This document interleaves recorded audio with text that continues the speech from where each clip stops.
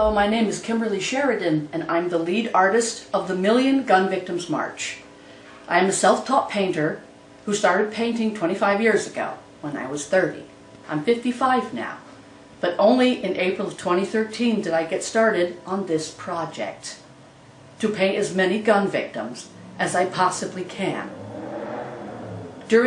When Congress in April of 2013 did not even bother to bring up a bill for universal background checks in the wake of the Sandy Hook Elementary School massacre, I went volcanic. I went totally volcanic. I wondered what it was going to take. And then Yoko Ono put an editorial in the New York Times stating that since her husband John Lennon died, over 1 million Americans have been killed by gun. And then I finally asked the question, who are the 1 million Americans? And started finding out who they are and trying to bring them all together. The whole point is that by bringing victims together in one space from every background, no matter who you are, particularly the unknown, only then are we finally going to see how big the loss is to the gun culture, and that we could have sensible legislation out of it. And I am determined to keep on going until Congress passes something. Go. Well, I'm trying not to break the door down to the art store. I quickly got the first canvas, and in one mad night of 18 hours straight, here's my first portrait, 3-year-old James Smith III. And then I painted a second and a third. And as they added up, I thought to myself, that's what an artist can do. We treat these gun deaths like 30,000 separate incidences that has no relation to the surrounding culture or anywhere else. I wanted to find out if there were patterns to people getting killed, and since I live here in Baltimore, Baltimoreans will be the first ones up on the easel. So I started looking for information on victims. This is Mackenzie Elliott. She's the 43rd one. That's unsolved. He's my youngest, 16 months old. He was riding with his daddy when 2 men came to the car. And killed by, whether they were killed by strangers, whether they were killed by gangs, or whether they were killed by relatives. In the case of Matthew Thomas here, 11 years old, science winner, wanted to know how the universe works. His father shot him around New Year's Day this year. Reverend Mary Marguerite is one of the oldest, 62. She and Brenda Brewington were killed in Ellicott City when a man broke into the pantry.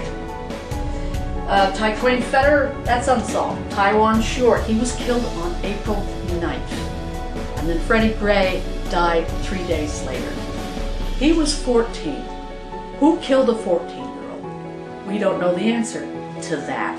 That's one of the patterns, the unsolved. I'm working on this one right now.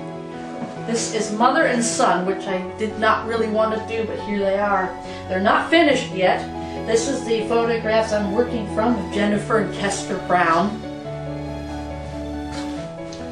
Someone broke in and shot this mother and this 7-year-old in the head, and I do not know if anyone has been named as a suspect or if anyone has come forward with information. Who shot mother and son? One of the most fortuitous things I met up with was Princess Williams and the Hood to Hood RIP page. This is a picture of Princess Williams' brother, Dominic Nathaniel King. She founded that Facebook page in honor of her brother, where members of the Hood upload photographs of their loved ones in order to be able to memorialize them on some page where no one else will. I'm a member of that. We're working together. There's 8,000 members on that, and I'm the only painter. But there he is. And coming over here, I'm noticing another pattern. This is Freddie Gray's older half-brother, Raymond Gordon, up there. I am noticing that here in this city, we seem to kill off a good deal of older brothers and young fathers. I could point out every young father there is. This is Councilman Kenneth Harris. He was a not-so-young father, but I think he would have wanted to live longer than 45. And this is City Councilman Kenneth Harris Sr. who was also a maybe not quite as young father, but I think he would have liked to have lived longer than 45 if a robber didn't break into the bar where he was having a little celebration. They caught him, but they haven't caught Raymond's. They haven't caught Joseph Haskins. Nobody's caught Bruce Ben's killer, 16-year-old poet. I'm in touch with his mother. I'm trying to get in touch with as many of the families as I can, because in a sense these aren't my paintings. They're not for sale. The paintings are not for sale. They have to stay together in order to give people the understanding of what the total loss is like. Jenny Sherd was in the porch talking with her girlfriend. She studied, she was a Morgan State student, studied abroad. Came home and got shot by a hired gun, but whether she was the target, I don't know. He shot all 4 women. She's the only one that died. There's my brother, Ron Wagner. He was shot around the corner from me, and that is unsolved as well. Robert Laney Jr., also unsolved. I'm in touch with Gary Lee Helmick's daughter, even though he died 22 years ago. You still miss your father when he's taken away at 10. I'm hoping this helps do something for the grandchildren he never got to know. Here's 2 from domestic abuse. Victoria Glover and Gwendolyn Johnson. Ex-husband comes up to her while she's strapping her 3-year-old in the car. She was an office nurse at a doctor's office. Well, imagine you're that 3-year-old, and one of the first and last memories you have of your mommy is the day Daddy came behind Mommy and shot her, and she fell on me and died. I go into this because I want to bring forth the total loss of what it's like. Put yourself in their shoes. Gwendolyn Johnson was shot by her same-sex partner in an argument over $70 and is the only woman shooter I know so far in 67 portraits. Sergeant Tyrone Brown did 2 tours in Iraq, got shot by a cop in 2010 in Mount Vernon in an argument over what he said was harassing a lady. Who shot 15-year-old Vittel Murray and left him by the tracks? Why was LeVar Crawford shot? He was shot the same day as the 2 victims in Columbia. Who got more coverage? Who shot Devin Cook, the lacrosse lover and zoo worker? It's been a year and no one has come forward. Kendra Diggs was shot by her fiancé from out the 2nd-story window. She worked for the MTA and leaves a son behind. Another orphan without mom. Now, I don't know if I'm pronouncing it. Truc Thi Le Nguyen was a recent immigrant from Vietnam. Her fiancé brought her over. They were going to get married and get a house. Instead, she was working at T&T Nail Salon when the shooter came in blazing away at her customer, and apparently her head got in the way. He was tackled right then and there. My range starts on December 9th, 1980 and runs to the present. So sometimes I go back, like this one from 2002. Everybody called him Muffy. He was a fun-loving guy. Boffy. He was a fun-loving guy. Why would anyone want to shoot him and leave him in an alley? This is the oldest one, Officer Vincent Adolfo. He was shot chasing a carjacker and cornered him in an alley. His legacy is that then the vest now goes around to the back as well as the front. That's 1985, is 30 years ago. Tyreka Martin, Kishonna Pinder, Brian Powell. Young mother, young father. Same apartment, Mondawmin Mall, March 2013. Who would break in broad daylight and shoot all 3 of them, and why?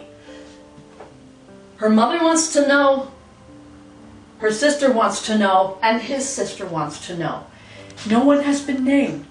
A triple killing, and no one is coming forward. How long have young black men been killed on the streets? Dante Jackie Coleman, this is 20 years ago, 1995. There's a football stadium being built in back of him. It gives a time reference because he never got to see the Ravens play. It said the shooter came up on a bike. I'm hoping it's a motorbike because if you come on a regular pedal bike, that would make it twice as sad. Malik Fuller shot this year, 6 days short of his 17th birthday. Who did that? Deshaun Jones, 15 years old. Wanted to make a name as a hip-hop artist under the name Lord Deshawn. You can see him perform on YouTube, waving a prop gun in the air. Shot the day before he was supposed to start high school. Who killed him? And why they would let someone that already killed a man out on the street, Oscar Torres from Mexico, was working at a store. The guy was driving the van. The killer came up, shot them both. Oscar dies. He takes the van and wasn't caught until police chased him and he ran into an SUV, killing 12-year-old Shaniza Taylor. While the National Guard was here guarding the harbor, 3 robbers broke into a deli in Highlandtown and shot Yogesh Seth.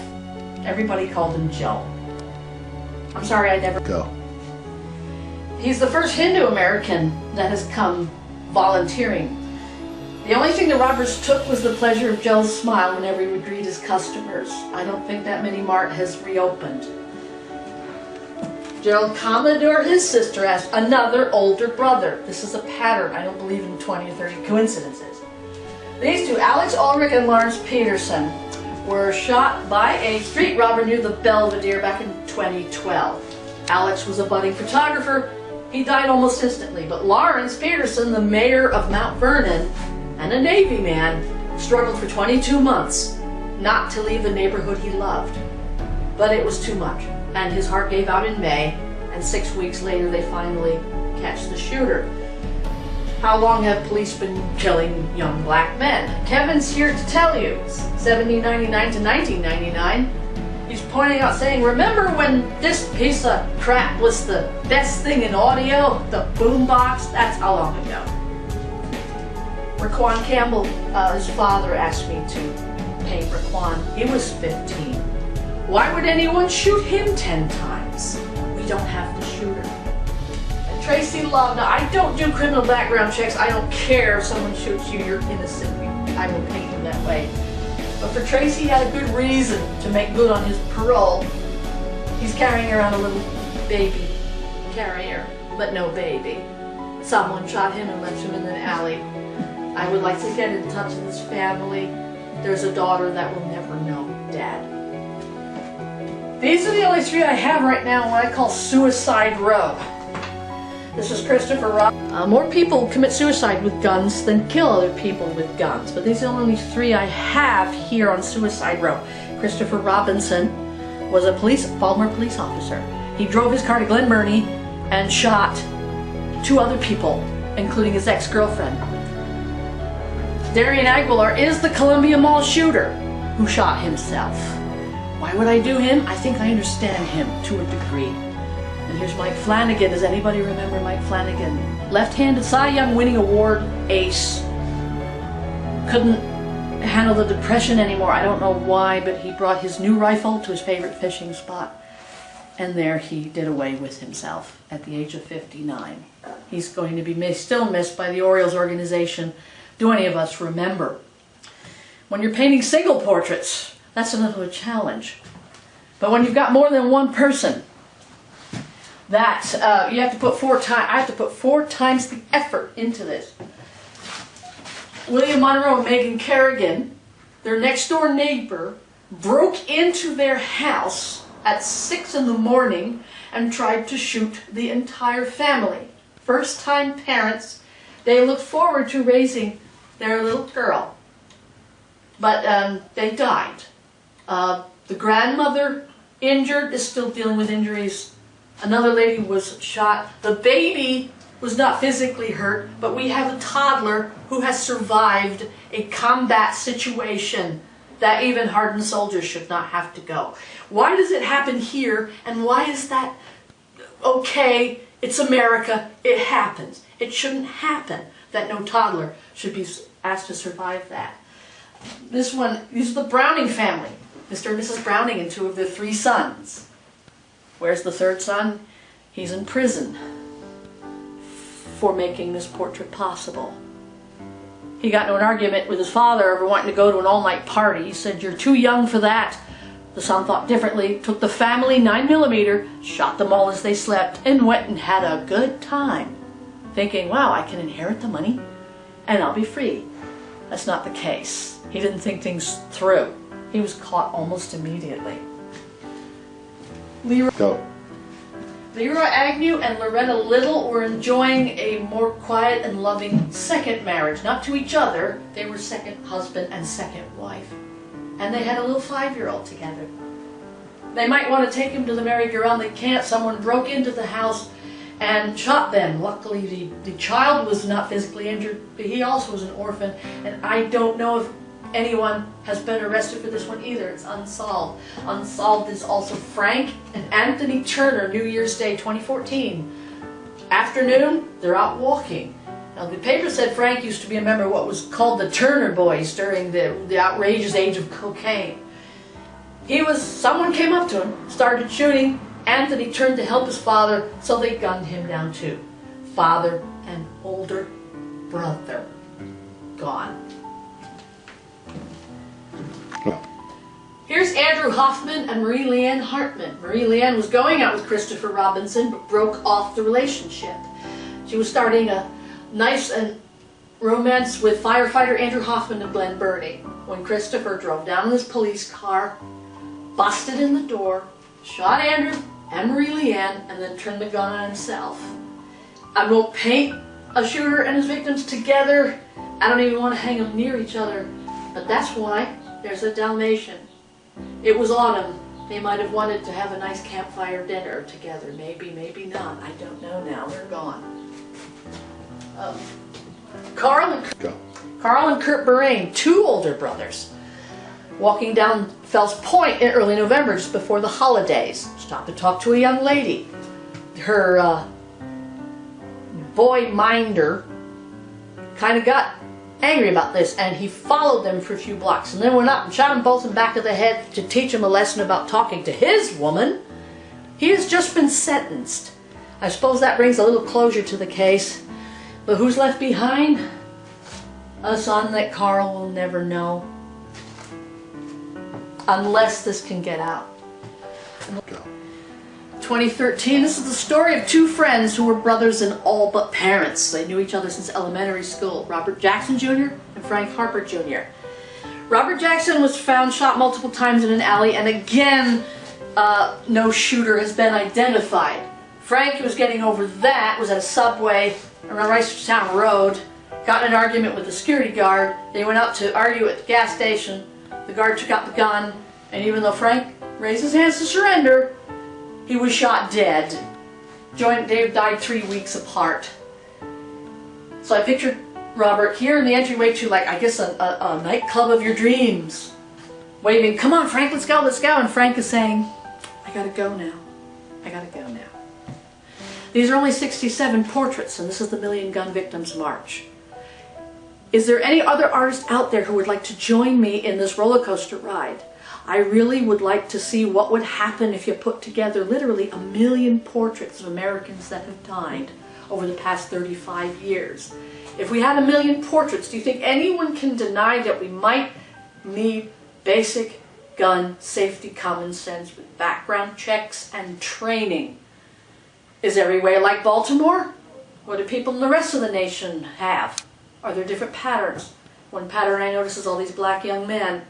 And I'm very sorry to say I was that stupid in not seeing it, and that it took a massacre of a mostly white elementary school class to finally get the blinders out of my eyes and look around and find out who's dying here.